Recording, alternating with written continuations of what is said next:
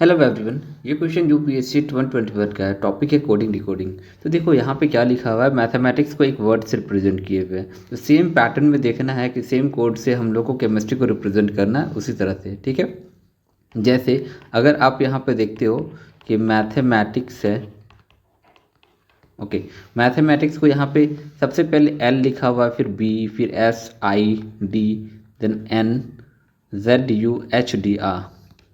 Okay, तो देखो यहाँ पे क्या है, एल के बाद एम होता है ना, ओके। ए के बाद बी होता है, एस के बाद टी होता है, एच के बाद आई, फिर ई के बाद डी, सॉरी डी के बाद ई होता है, ओके।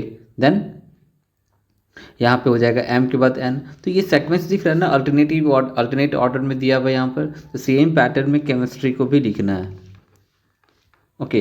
आपको ऑर्डर समझ में आ गया यहाँ पे कैसे रिप्रेजेंट करना है। यहाँ पे तो सबसे पहले सी से पहले क्या होता है, सी से पहले यहाँ पे बी होता है, तो बी के बाद सी हो गया। एच के बाद क्या हो जाएगा, एच के बाद आई।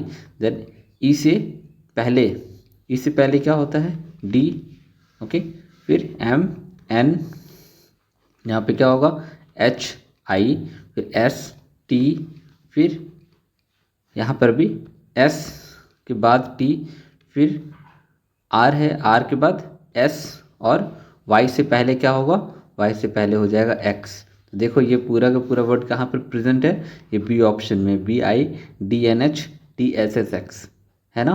तो इस तरह से हम लोग कोडिंग डिकोडिंग को सॉल्व करना होता है। यहाँ पे एक पैटर्न को फाइंड करना पड़ता है कि जो गिवन वर्ड है वो किस पैटर्न में फॉलो किया हुआ है। उसी पैटर्न से हमको सेकेंड वर्ड जो है, जो रिक्वायर्ड वर्ड है, उसको हम लोग मतलब रिप्रेजेंट करना होता है, राइट। कोई कन्फ्यूजन हो यहाँ पे बताएं। Till then bye, all the best.